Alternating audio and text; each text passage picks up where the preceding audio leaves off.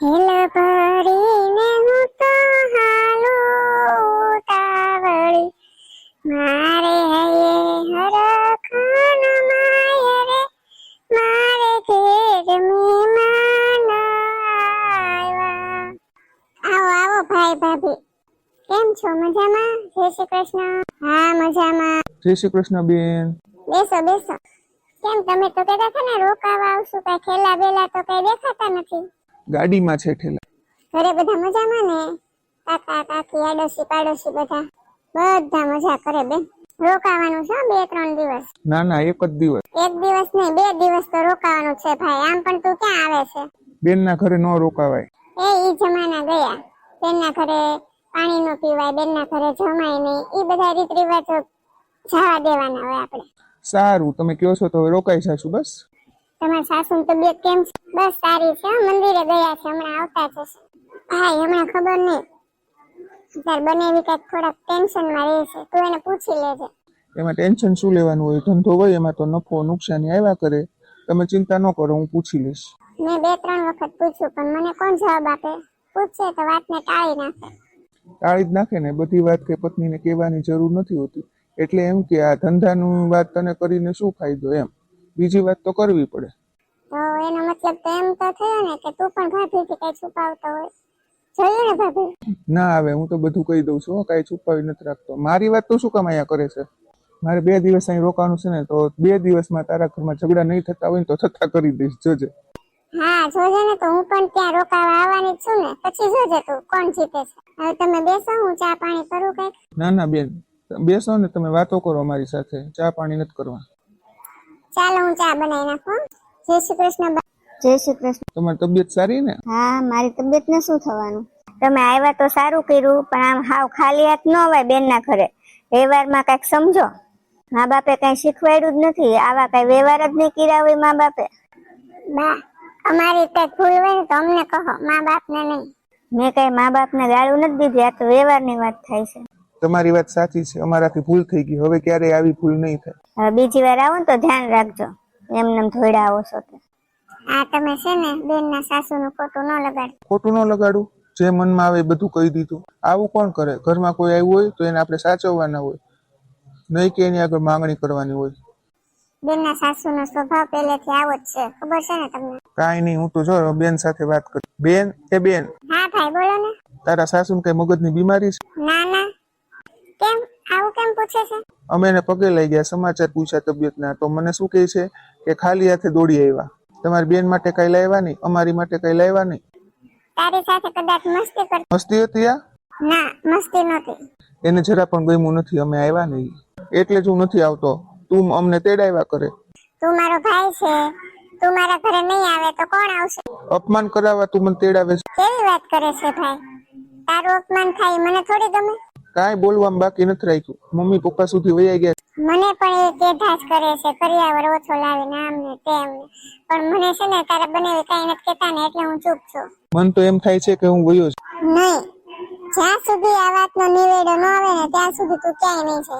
બેન વાત વધારે વચ્ચે. ભલે વધે, જુદી કરી દેશે મને, કે પછી છૂટા છેડા આપી દેશે, બીજું તો કઈ નહીં કરે ને. બેન હું તારું ઘર ભાંગવા નથી માંગતો. તમારું અપમાન કર્યું ને એ તો હું સહન નહીં જ કરું ભાઈ. હવે જે થયું તે ભૂલી જાવ બધું. ના હું તો નહીં જ ભૂલું. અરે મારી રાણી, આજ કેમ મોઢું ફૂલેલું છે? મને તમે બોલાવતા જ નહીં, જાઓ. અરે રાડો કેમ પાડે છે? આ ઘરમાં છે ને કોઈ પ્રેમની ભાષા સમજતું નથી, એટલે હું રાડો પાડું છું. અરે હું તો તારી સાથે કેટલા પ્રેમથી વાત કરું છું, તું તો ગુસ્સો કરે છે. તમારી વાત નથી, વાત તમારા મમ્મીની છે. બાની તબિયત ખરાબ હોવાથી હું મારા પિયર જઈ શકતી નહોતી, એટલે મેં ભાઈ ભાભીને અહીંયા તેડાવ્યા રોકાવા માટે 2 દિવસ. ભાઈ ભાભી મમ્મીજીને મળવા ગયા, તો મમ્મીજી આશીર્વાદ દેવાને બદલે કેવું કેવું સંભળાયું ન સંભળાવવાનું.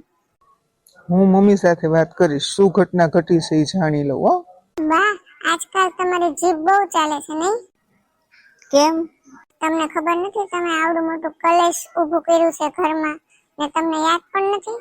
મેં શું કલેશ ઊભો કર્યો? મારા ભાઈ ભાભી આવ્યા ને એ તમને નથી ગમ્યું, એમની વાત સાંભળી છે.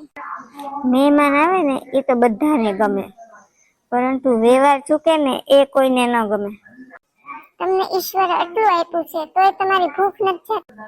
બધાને બધું આપ્યું જ હોય ભગવાને, પણ વ્યવહાર નામની એક ચીજ છે જે આપણે કરવો જ પડે. આટલું બધું તો આપ્યું છે મારા ભાઈ, કદાચ બે વસ્તુ ન લાવે તો શું થાય? લગ્નમાં ભલે ગમે એટલી વસ્તુ આપી હોય, પણ વાર તહેવારે વ્યવહાર રાખવો પડે. અત્યારે તહેવાર પણ નથી, પ્રસંગ પણ નથી, તો કઈ ખુશીમાં લઈ આવવાનું? બેનને મળવા આવે ને તો પણ એ સાસુ માટે કાંઈ ને કાંઈ પેરામણી માટે લેતા આવે. તમારે છે નહીં કે ખાવા પીવા પહેરવા ઓઢવા? બધાના ઘરમાં બધું જ હોય. મેં એટલા માટે માંગ્યું છે કે કાલ સવારે તમારા ઘરે પણ છોકરાઓ થશે તો તમને બધું યાદ રહે. આજ પછી મારા સગાનું અપમાન કરશો ને તો તમારા કોઈ સગા આ ઘરમાં પગ નહીં મૂકવા દો. ઈ તું જે કરી, પણ અહીંયા તારો ભાઈ આવશે અને પેરામણી નહીં કરે તો હું તો બોલીશ જ. એ આ વખતે નથી લેવાનું, હવે લાવશે નહીં. તો કાંઈ વાંધો નહીં, એ નહીં લાવે તો સાંભળ્યા કરશે. તમારે ભૂખ છે, 100 વાતની એક. હા, તું જે માની, ભૂખ છે તો ભૂખ છે. હાલ. કેમ બેન, શું થયું? મારે આ ઘરમાં રહેવું જ નથી. તમે કાલે જાવ ને તો હું તમારી સાથે આવીશ. અત્યાર સુધી મારા સાસુ મને બોલતા હતા ને તો હું સાંભળી લઉં. હવે તો તને ગમે તેમ બોલે, મમ્મીને બોલે, પપ્પાને બોલે, એ બધું હું નહીં ચલાવી લઉં. જો તું શાંત થઈ જા, અમે કાલે જતા રહેશું તો બધું ઠીક થઈ જશે. હા બેન, તમારા ભાઈ સાચું કહે છે. તમે તમારા સાસુને શાંતિથી સમજાવજો એટલે એ સમજી જશે. બધું મારા લીધે જ થયું છે. મેં તને કઈ વાત ન કરી હોત ને તો આ બધું થાત જ નહીં. હવે તું પણ બધું માથે ઉઠીને બેસી જા, હા ને? બધી વાત જવા દે. કુમાર તો સારા જ છે ને? તને એવું લાગે છે કુમાર સારા છે, પણ આ ઘરમાં હું કેમ રહેતી હોઉં મને જ ખબર હોય. બેન, દરેક ઘરમાં કઈ ને કઈ માથાકૂટ તો હોય જ. એનો મતલબ એ નથી કે તમે ઘર છોડીને જતા રહ્યો. આ તારું ઘર છે, તારે અહીંયા જ રહેવું જોઈએ. મને તો ક્યારેય એવું નથી લાગ્યું કે આ ઘર મારું છે. હું આ પહેલી અને છેલ્લી વાર તમને કહું છું, જો ખરેખર તમે મને પ્રેમ કરતા હો ને તો તમે મને તમારી સાથે લઈ જાઓ. મોટા બેન, ખાલી તમે તમારું જ વિચારો છો, આમાં બનેવીનું તો વિચારો. એમાં આનો શું વાંક છે? ભાભી, એનો બહુ મોટો વાંક છે. ક્યારેય એની માને એને નથી સમજાવ્યા. અમે તને ઘરે લઈ જઈશું તો લોકો શું વાતો કરશે? એક ભાઈ એના બેનને ઘરે ગયો તો ઝઘડો કરીને બેનને તેડીને વયો આવ્યો. ઠીક છે, હું નહીં આવું તારા ઘરે. અમે તને રાખવાની થોડી ના પાડીએ છીએ, પણ આ રીતે ઝઘડો કરીને ના આવે એમ. માધવ આવશે ને એટલે હું વાત કરી લઈશ.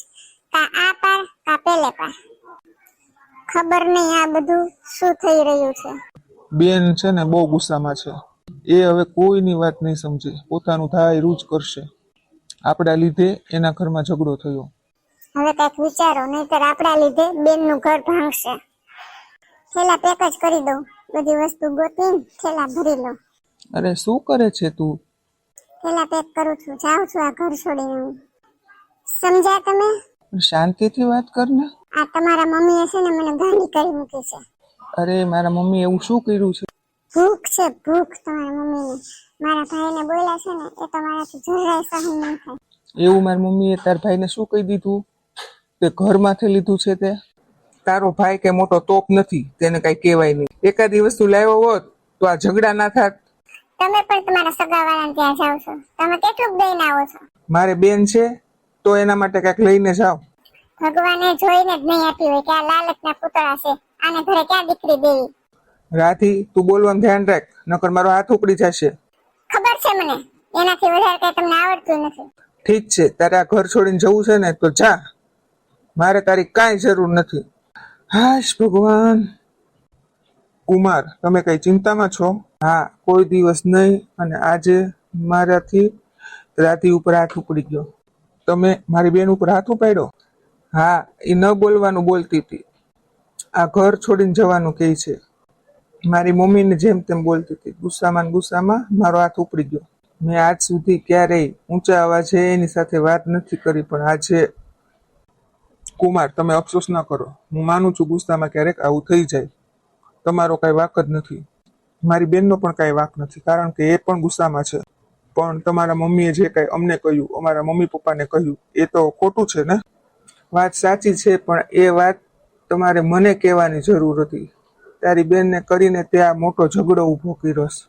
મને કહ્યું હોત ને તો હું મારી મમ્મીને સમજાવી દેત. હા, તમારી વાત સાચી છે. મારે એને વાત જ કરવી નહોતી જોતી. તમારા ઘરમાં ઝઘડો વધી ગયો છે, પણ હું એને તેડીને લઈ જવા નથી માંગતો.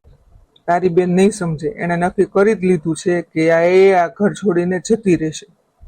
કોઈ તો રસ્તો હશે ને? એ જીદ લઈને બેસી ગઈ છે ને તો હવે એ નહીં સમજે. બેન ગુસ્સામાં છે ને એટલે બધું આવું કરે છે. એનો ગુસ્સો શાંત થઈ જવા દો.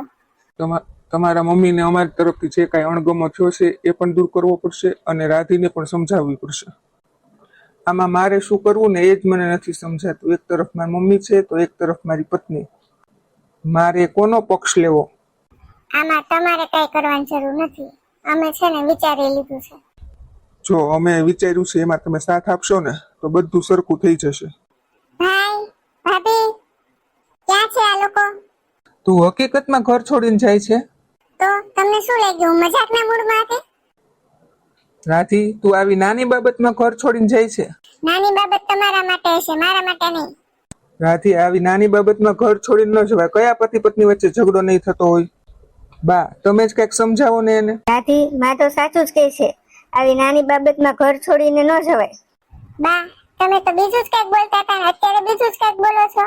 બીજું કાંઈ નથી બોલતી. હું તો હજી પણ એ જ કહું છું, વ્યવહાર હોય ને વ્યવહાર સાચવવો જ પડે.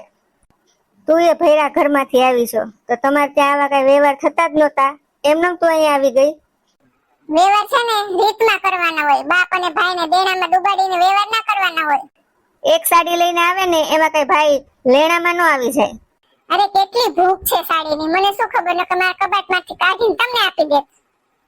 અરે તમે બંને શાંતિ રાખો ને. હું જોડવાની કોશિશ કરું છું, તમે બંને તોડવાની કોશિશ કરો છો. તમે બંને છે ને બોલવાનું બંધ કરશો?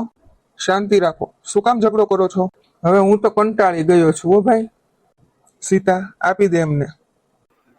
લ્યો બા, આમાં જો સાડી છે 2-3 અને સોનાનું પેન્ડલ બુટ્ટીનો સેટ છે.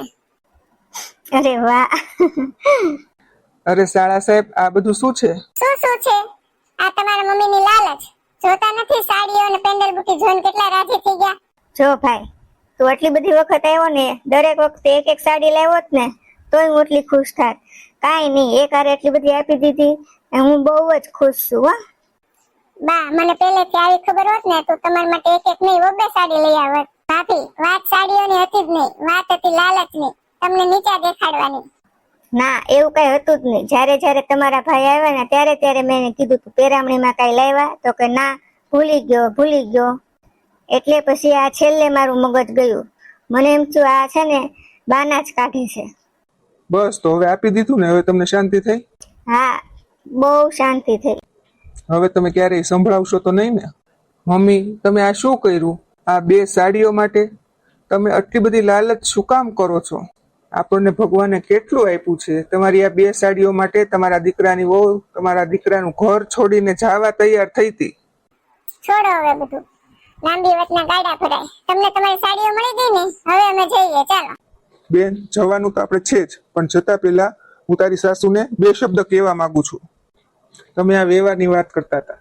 વારે તહેવારે અમે દરેક વખતે બેનને આપવા માંગતા જ હોય. કયો ભાઈ એવો હોય કે જે બેનને ન આપવા માંગતો હોય? કદાચ પહોંચી ન વળતા હોય તો ઓછું આપે. હું બેનના ઘરે જાઉં તો કોઈ દિવસ હું એમનેમ ના આવું. હજી પણ જો તમને ઓછું પડતું હોય ને તો મને એક લિસ્ટ બનાવીને આપજો. હું તમને બધું મોકલી દઈશ. અત્યારે હું જાઉં છું મારી બેનને લઈને. હા બા, એ સાચું જ કહે છે. હજી તમારે કાંઈ પણ જોતું હોય ને તો અમને ફોન કરજો, અમે અહીંયા આવીને આપી જશું. બા, ફક્ત સાડીઓની વાત હોત ને તો સમજત, પણ વાત હતી લાલચની. તમે પહેલેથી મારા ભાઈએ કરિયાવર ઓછો આપ્યો ને ત્યારના તમને લાલચ જાગી હતી કે ઓછું આપ્યું. તમે મને ડાયરેક્ટ નહોતા કહી શકતા ને એટલે તમે મેણા મારતા હતા. કોઈના માવતર નબળા હોય તો શું વ્યાજે લાવીને લગ્ન કરે? તમારા જેવી સાસુ જે ઘરમાં છે ને લાલચી, એના ઘર તો તોય નથી ચાલતા. તો પણ કોઈ ને કોઈ બાને તો ઘર તૂટી જ જાય છે. વસ્તુ સારી હોય કે નબળી હોય, જે દીકરી કરિયાવર લાવી છે એને જ વાપરવાની હોય ને. તો પછી બા, તમારી ઉંમર થઈ ગઈ છે, હવે તમે ભગવાનના નામ લ્યો ને તો તમને જીવનમાં કામ લાગશે. જાતી જિંદગી તમે તમારા દીકરાનું ઘર ભાંગશો.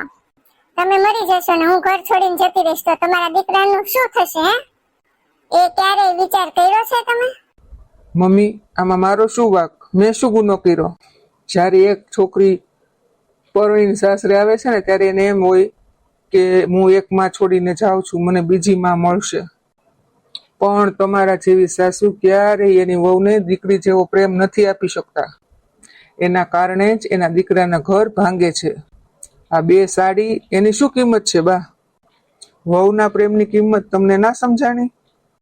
મમ્મી એકવાર તમે કીધું હોત ને તો આવી હજારો સાડીઓ હું તમને લાવી દેત. મમ્મી તમને એમ થશે મારો જેણો મને જ આવું કહે છે, પણ મમ્મી તમે જ ભૂલ કરી છે. ચલો એ છોડો બધું. ચાલ ભાઈ આપણે જઈએ, હવે મોડું થાય છે. ના મીરા, તને મારા સમ છે. અમારા વખતથી જ ચાલ્યું આવતું હતું કે વહુના ઘરના કોઈ આવે ને તો પેરામણી લઈને જ આવે. એ જ રીત રિવાજ પ્રમાણે હું અત્યાર સુધી ચાલી આવતી હતી. હું ભૂલી ગઈ કે મારો સમય અલગ હતો ને મારા દીકરા વહુનો સમય અલગ છે, અને હું સાવ ખોટું કરી બેઠી. તમારી વાત સાચી છે, છોકરાઓ ભગવાનનું દીધું બધું છે આપણી પાસે, અને જેટલું દીધું ને આટલું ભોગવવા પણ હું નથી રહેવાની. તો પછી આ બધી મોહમાયા કેમ? સાસુના નામે હું એક કલંક છું, કલંક. મારે આ કાંઈ નથી જોતું, મારે મારા પરિવારનો પ્રેમ જોઈએ છે. જો આના લીધે મારો પરિવાર તૂટતો હોય ને તો મારે આ સાપ બરોબર છે. આ પાછું આપવાથી હવે શું થશે? ચાલો રાધી ચાલ. નહીં ભાઈ, મેં મારા સમ આપ્યા છે. જો તમે અહીંયાથી રાધીને લઈ જશો તો મારું મરેલું મોં જોશો. રાધી એકવાર મારી સામું તો જો, મેં શું ગુનો કર્યો? ઠીક છે, તમે કહો છો તો રોકાઈ જાવ છો, પણ આ પહેલી અને છેલ્લી ભૂલ છે જે માફ થાય છે. હાશ કુમાર, બચી ગયા, આપણો પ્લાન સક્સેસફુલ. હે ભગવાન, હું તો ડરી જ ગયો. અરે ડરી જવાની ક્યાં કરો છો, મારા તો ધબકારા વધી ગયા. ખરેખર જો રાધી ઘર છોડીને જતી રહેશે ને તો મારું શું થશે? આ તો આપણે બંને કામ થયા ને, તમારા મમ્મી પણ માની ગયા અને એને પણ પસ્તાવો છો. હવે આજ પછી ક્યારેય રાધીને સંભળાવશે નહીં કે કરિયાવર ઓછું હતું. તમારું માન રાખે છે રાધી, તમે કીધું એટલે કે નથી જવું. અરે પ્રેમ તો બહુ કરે છે મને ઈ, પણ ક્યારેક ક્યારેક ગુસ્સામાં છે ને મગજ છટકી જાય છે. ચાલો હવે અમે જઈએ છીએ, શાંતિથી રહેજો.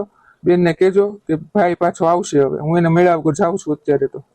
અને હા, હવે તમે આવજો બધા, મમ્મીને લેતા આવજો. હા ઠીક છે. ચાલો કુમાર, જય શ્રી કૃષ્ણ. હા ભાભી, જય શ્રી કૃષ્ણ. હાશ, માંડ પૈતું હો બધું. આ ઘરવાળીઓને કાબુમાં રાખવીને બહુ અઘરી વાત છે ભાઈ.